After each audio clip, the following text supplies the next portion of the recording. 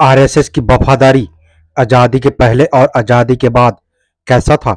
आज हर घर तिरंगा लहराने वाले बीजेपी सरकार और आरएसएस तिरंगा के प्रति व्यवहार कैसा था? संविधान बनाते वक्त और बनाने के बाद संविधान को उन्होंने स्वीकार किया या फिर नहीं किया? आरएसएस ने संघीय ढांचे को कैसे घृणा किया? आरएसएस प्रजातंत्र की दुश्मन कैसे बना? आइए पूरे विषय पर चर्चा करते हैं और आपको पूरे प्रमाण और पुख्ता सबूत के साथ विस्तृत जानकारी देते हैं। वीडियो में अंत तक जरूर बने रहिएगा दोस्तों। तो चलें वीडियो में आगे बढ़ते हैं। के बी अम्बेडकराइट यूट्यूब चैनल में आप सभी का स्वागत है। जय भीम। इस स्क्रीन पे आप देख सकते हैं दोस्तों, आरएसएस की वफादारी किसके प्रति है? राष्ट्रीय ध्वज से नफरत। आरएसएस ना तो स्वतंत्रता संग्राम के दौरान और ना ही स्वतंत्रता के बाद राष्ट्रीय ध्वज के प्रति वफादारी में विश्वास करता है। दिसंबर 1929 में कांग्रेस ने अपने लाहौर अधिवेशन में पूर्ण स्वराज को राष्ट्रीय ध्येय घोषित करते हुए लोगों को आह्वान किया था कि 26 जनवरी 1930 को तिरंगा झंडा फहराएं और स्वतंत्र दिवस मनाएं। इसके जवाब में आरएसएस के संस्थापक और तत्कालीन सरसंघ संचालक केशव बलिराम हेडगेवार डॉक्टर जी ने एक आदेश पत्र जारी करते हुए कहा, तमाम शाखाओं को भगवा झंडा राष्ट्रीय झंडे के तौर पर पूजने के निर्देश दिए। आरएसएस ने कभी राष्ट्रीय झंडे का सम्मान तो नहीं किया, पर इसे अपने ध्येय के लिए जरूर इस्तेमाल करता रहा है। ये लोग कश्मीर के राजधानी श्रीनगर के लाल चौक में धूम धड़ाके से तिरंगे झंडे को फहराकर राष्ट्र विरोधी ताकतों को चुनौती देना चाहते हैं, क्योंकि इससे उन्हें काफी पब्लिसिटी हासिल होगी। लेकिन इस सच्चाई को कोई नहीं झुठला सकता है कि स्वतंत्रता संग्राम के दौरान जब तिरंगा झंडा अंग्रेज सरकार के खिलाफ भारतीय जनता के संयुक्त आंदोलन का प्रतीक था, तब भी आरएसएस के लिए उसकी कोई अहमियत नहीं थी। और आज जबकि यह राष्ट्रीय ध्वज है, आरएसएस इसे बदनाम करने का कोई अवसर नहीं छोड़ता है। 14 जुलाई 1946 को आरएसएस के दूसरे सरसंघ संचालक एमएस गोलवलकर गुरुजी ने गुरु पूर्णिमा के अवसर पर नागपुर में एक सभा को संबोधित करते हुए हर बार की तरह फिर से दावा किया कि केवल भगवा झंडा ही समग्रता में महान भारतीय संस्कृति को दर्शाता है। उन्होंने जोर देकर ये भी कहा कि भगवा झंडा ही भगवान का रूप है।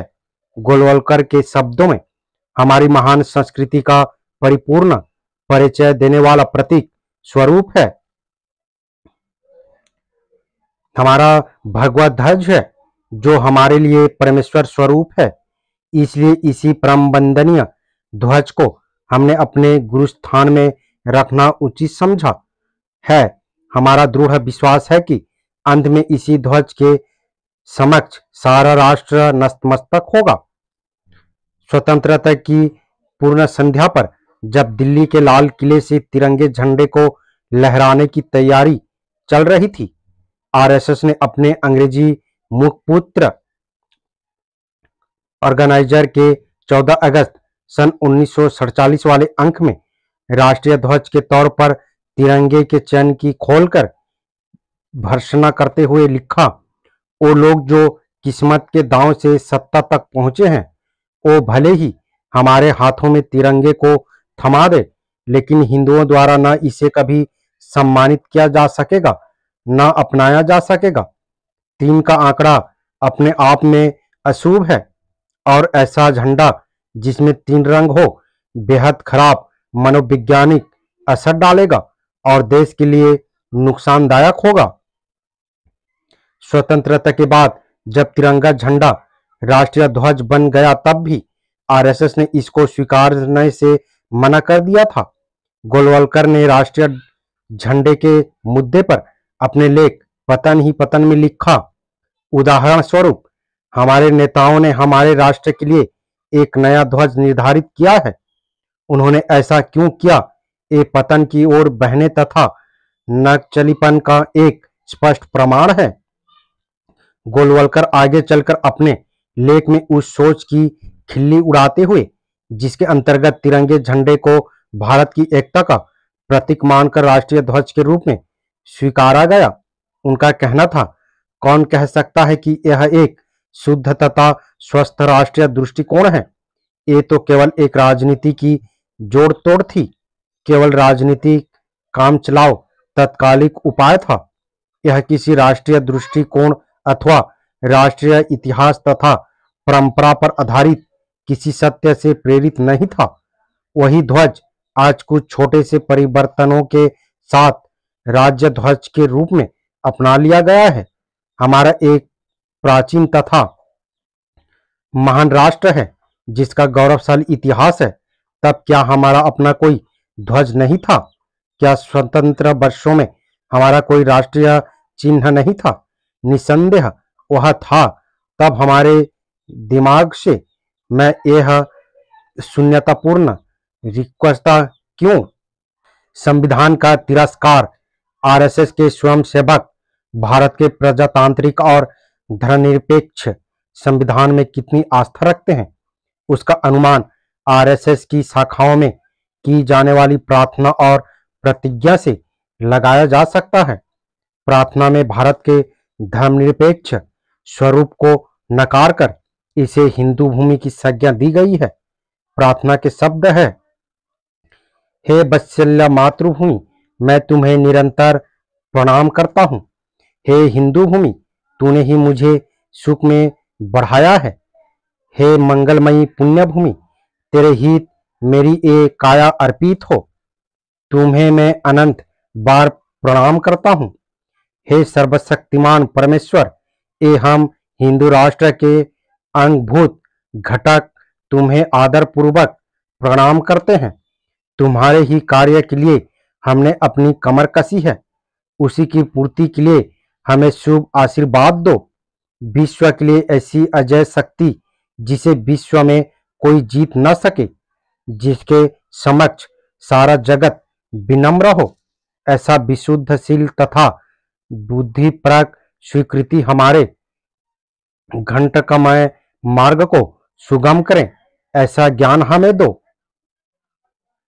यह जानकर किसी को भी आश्चर्य हो सकता है कि आरएसएस के स्वयंसेवक भारत के मौजूदा संवैधानिक ढांचे को सुरक्षित रखने के बजाय निम्नलिखित प्रतिज्ञा करते हैं। सर्वशक्तिमान श्री परमेश्वर तथा अपने पूर्वजों का स्मरण कर मैं प्रतिज्ञा करता हूं कि अपने पवित्र हिंदू धर्म, हिंदू संस्कृति तथा हिंदू समाज का संरक्षण कर हिंदू राष्ट्र की सर्वांगीण उन्नति करने के लिए मैं राष्ट्रीय स्वयंसेवक संघ का घटक बना हूं। संघ का कार्य मैं प्रामाणिकता से, निस्वार्थ बुद्धि से तथा तन मन धन पूर्वक करूंगा और इस व्रत का मैं आजन्म पालन करूंगा। भारत माता की जय।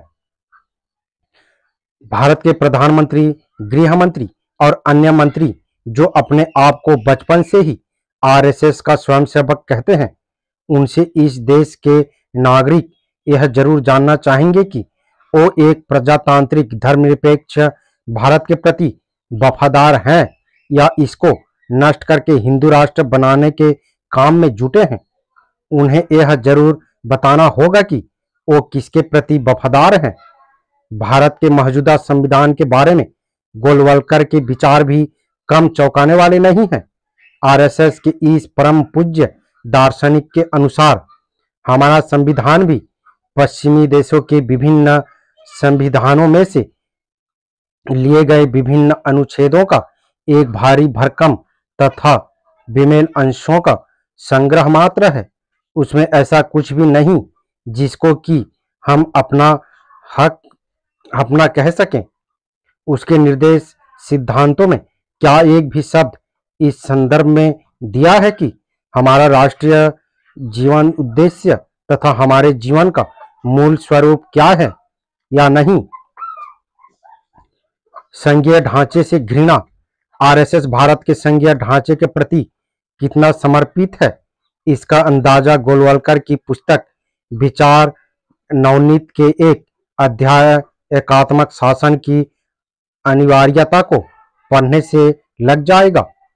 इस अध्याय में एकात्मक शासन को तुरंत लागू करने के उपाय सुझाते हुए गोलवलकर लिखते हैं, इस लक्ष्य की दिशा में सबसे महत्व का और प्रभावी कदम यह होगा कि हम अपने देश के संविधान से सांघिक ढांचे की संपूर्ण चर्चा को सदैव के लिए समाप्त कर दें।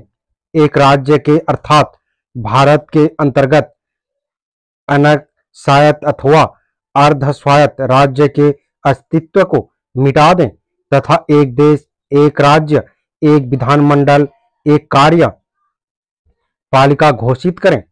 उसमें खंडात्मक, क्षेत्रीय, सांप्रदायिक, भाषाई अथवा अन्य प्रकार के गर्व का चिन्ह भी नहीं होना चाहिए एवं इन भावनाओं को हमारे एकत्व के सामंजस्य को उध्वंस करने का अवकाश नहीं मिलना चाहिए। संविधान का पुनः परीक्षण एवं पुनर्लेख हो, जिससे कि अंग्रेज द्वारा किया गया तथा वर्तमान नेताओं द्वारा मूढ़तावश ग्रहण किया हुआ कुटिल प्रचार की हम अनेक अलग अलग मानव वंशों अथवा राष्ट्रीयताओं के गुण जो संयोग वंश, भौगोलिक एकता एवं एक समान सर्वप्रधान विदेशी शासन के कारण साथ साथ रहे हैं, इस एकात्मक शासन की स्थापना द्वारा प्रभावी ढंग से अप्रमाणिक हो जाए। गोलवलकर, जिन्हें भाजपाई नेता अपना गांधी मानते हैं, उन्होंने 1961 में राष्ट्रीय एकता परिषद के प्रथम अधिवेशन में एक संदेश भेजा। इस संदेश में उन्होंने भारत में संघ राज्य को समाप्त करने का आह्वान करते हुए कहा, आज की संघात्मक फेडरल राज्य पद्धति पृथकता की भावनाओं का निर्माण तथा पोषण करने वाली एक राष्ट्रभाव के सत्य को एक प्रकार से अमान्य करने वाली एवं विच्छेद करने वाली है। इसको जड़ से ही हटाकर तदनुसार संविधान शुद्ध कर एकात्मक शासन प्रस्थापित हो। आरएसएस संघीय व्यवस्था से किस हद तक नफरत करता है, इसका अंदाजा इस बात से भी लगाया जा सकता है कि गोलवलकर महाराष्ट्र राज्य के निर्माण के न केवल घोर विरोधी थे, बल्कि एक राजनीतिक तौर पर नए राज्य के निर्माण के खिलाफ सम्मेलनों में धुआंधार भाषण करते थे। बंबई में प्रांतीयता विरोधी सम्मेलन की अध्यक्षता करते हुए गोलवलकर ने कहा था, मैं एक देश एक राज्य का समर्थन करता हूं। भारत में केंद्रीय शासन होना चाहिए और शासन व्यवस्था की दृष्टि से राज्य समूह नहीं तो क्षेत्र रहने चाहिए। संघराज्य के विरुद्ध आरएसएस के इन उग्र विचारों को जानने के बाद यह अच्छी तरह समझा जा सकता है कि देश की सेवा में लगे ये स्वयंसेवक भारत के संघीय ढांचे को बर्बाद करने में कितनी तन्मयता से जुटे होंगे। लेकिन इसका सबसे शर्मनाक पहलू यह है कि ये संघीय विरोधी दर्शन के उपासक होने के बावजूद भारत के राज्यों में सरकारों भी चलाते रहे हैं। प्रजातंत्र के दुश्मन आरएसएस लोकतंत्र के सिद्धांतों के विपरीत लगातार यह मांग करता रहा है कि भारत में तानाशाही शासन हो। गोलवलकर ने सन 1940 में मद्रास अब चेन्नई में आरएसएस के 1350 उच्च स्तरीय कार्यकर्ताओं के सामने भाषण करते हुए घोषणा की, एक ध्वज के नीचे एक नेता के मार्गदर्शन में एक ही विचार से अनुप्राणित होकर राष्ट्रीय स्वयंसेवक संघ हिंदुत्व के प्रखर ज्योति इस विशाल भूमि के कोने कोने में प्रज्वलित कर रहा है।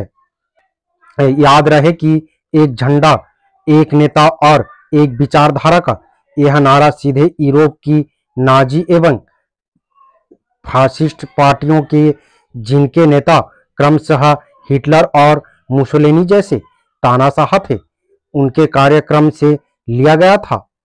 वीडियो आपको कैसी लगी अपनी राय कमेंट बॉक्स में जरूर दें। और वीडियो पसंद आई हो तो लाइक करें और हाइप करें। वीडियो से रिलेटेड अगर कोई सवाल करना चाहते हैं तो हमें कर सकते हैं। हम आपके सवालों का जवाब देने की प्रयास करेंगे, वो चाहे वीडियो के माध्यम से हो या फिर कमेंट बॉक्स के माध्यम से। उम्मीद करता हूँ वीडियो को समझ गए होंगे। अगर समझ गए हैं तो अपने परिवारजनों को, दोस्तों को, मूल निवासी, SC, ST, OBC, Bahujan Samaj को शेयर जरूर करें ताकि उन्हें भी पता चल सके, जानकारी हो सके। मेरा आप सभी बहुजन समाज, मूल निवासी अम्बेडकरवादियों से अपील है, हम अपने समाज को जागरूक करने के लिए बहुत मेहनत करते हैं और अम्बेडकर विचारधारा वाले वीडियो को लाते रहते हैं। आपकी एक सब्सक्राइब हमारे हौसले को बुलंद कर हमें दोगुनी हौसला प्रदान करता है, मजबूत करता है।